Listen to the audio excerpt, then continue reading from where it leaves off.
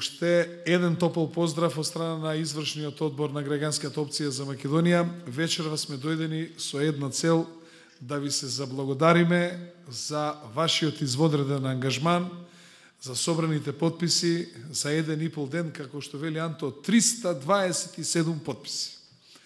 Јас сакам да ви се заблагодарам и да ве пофалам како општинска организација, која што бевте на висина на задачата која што ја имавте, и знаеме дека воопшто таа операција не е лесна, затоа што едно е да искочиш на избори зад параванот да се сокриеш и да заокружиш за тоа што ти што мислиш, а сосема друго е да го кренеш јавно бајракот вака и да кажеш јас сум за гром кој ве ферма.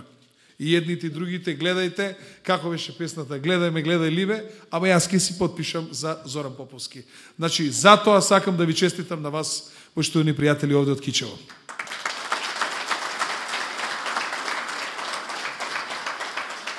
Кичево беше една од 10 општински организации кои што ја надмина предпоставената бројка уште во првиот ден. Ви имавте задача 150, така ли беше? А направивте 303 уште првиот ден. Јас сум длабоко убеден дека многу повеќе ќе се собере ако останевме до петокот, а па ако собиравме 2 недели, јас ви гарантирам дека на ниво на партија ќе имавме над 20.000 потписи, и мајки во предвид дека многу граѓани дојдоа и подпишаа за господин Зоран Поповски, а се уште не се членови на Граѓанската опција за Македонија. Тоа навистина не охрабрува. Енигма беше дали ќе се оди на избори или нема да се оди. Моите проценки беа дека ќе има и предвремени парламентарни избори.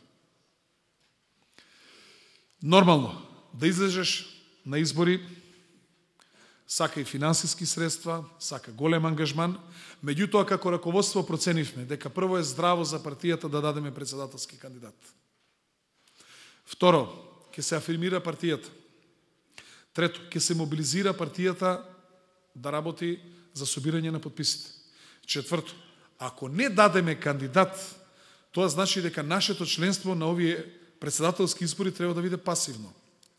Тогаш ќе го дрпаат и од СДСМ и од ВМРО-ДПМН да нашето членство гласа за нивните кандидати.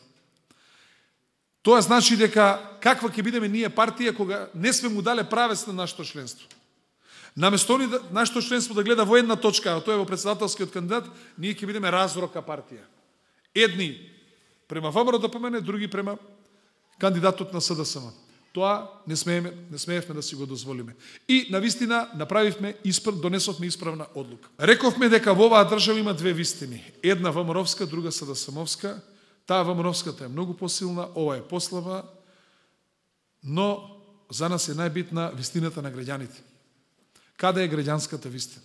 Каде обичниот човек може да си го каже своето мислење? Кој ќе биде негов репрезент? Токму негов репрезент ќе биде господинот Зоран Поповски. Таа вистина што треба како шило да избоцка, тога е вистината на Граѓанската опција за Македонија. Фактот што ние собравме 10.600 потписи, од кои што 500 беа од наши албански сограѓани и многу други кои што се од други заедници кои што живеат во Македонија, од цела Македонија, тоа покажува дека јас сум консензуален кандидат не на ВМРО и на ДУИ, туку на граѓаните на Република Македонија. Истражувањата покажуваат дека секоја членка на НАТО добива 4 пати поголеми инвестиции во споредба со земји кои што не се членки на НАТО. Секој инвеститор сака неговиот капитал да биде безбеден. Ние, за жал, се уште не спаѓаме во таа категорија. Имајќи ги овие две работи во предвид, сакам да ви кажам дека ние сме спремни да ги отвараме сите недоразбирања со нашите соседи. Сакаме да разговараме за сите оние теми кои што не тиштат. Ако го изолираме проблемот со името од односите со Република Грција, ние имаме навистина извонредни можности да станеме одлични пријатели. Таму ни е најблиското пристаниште, имаме одлична економска соработка, ќе треба да ги гаеме односите помеѓу граѓаните. Еве ви го примерот со новинарите.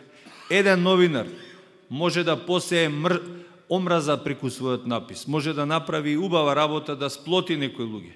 Значи, ние не сме работеле на тој план да ги седнеме на една маса нашите и нивните новинари и да речеме, ало, дајте да седнеме да бараме некакво решение за нашата иднина. Истото се однесува и на културата, и на науката, и на образованието.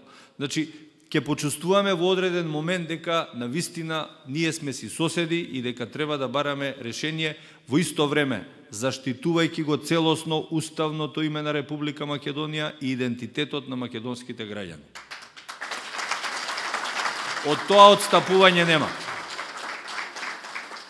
Сакам на крај да ви кажам дека и покрај тоа што немам ингеренции во одредени сфери, социјалната заштита, здравството, економијата, образованието, јас ќе бидам мегафон на граѓаните. Имам начини како да ја сензибилизирам јавност, како да извршам притисок врз државните органи да решаваат проблеми на луѓе кои што имаат проблем. Мојата врата ќе биде врата на која што ќе може да тропне секој граѓанин, да побара помош, да најдеме начин тоа да го надминеме. Ќе бидам стожер на политичкиот диалог и ќе отварам јавна дебата која што недостасува во оваа држава. На тој начин ќе треба Македонија да ја качиме многу повисоко од 123-тото место на кое што се наоѓа според правата и слободите на нејзините граѓани во моментот. На крајот сакам да ве замолам во наредните денови да приоѓаме на нашите роднини, пријатели, колеги, да ги запознаваме со ова што зборуваме тука. Јас можам само да ви кажам дека сме подготвени, ако треба, да доаѓаме да посетуваме населени места, да посетуваме семејства, села, затоа што тоа е најдобриот начин да ги презентираме нашите ставови. Верувајте дека она што ние го зборуваме битно се разликува од она што го нуди и политичката власт во Република Македонија и нејзината опозиција. Затоа што ова што го нудиме е многу поблиску до интересот на граѓанинот, а многу подалеку од тесно партиските интереси на тие групации. Затоа посакувам на 13 април да ја надминеме таа бројка за која што зборувавме, а на 27 април да си ја земеме дипломата за влез во Собрание на Македонија.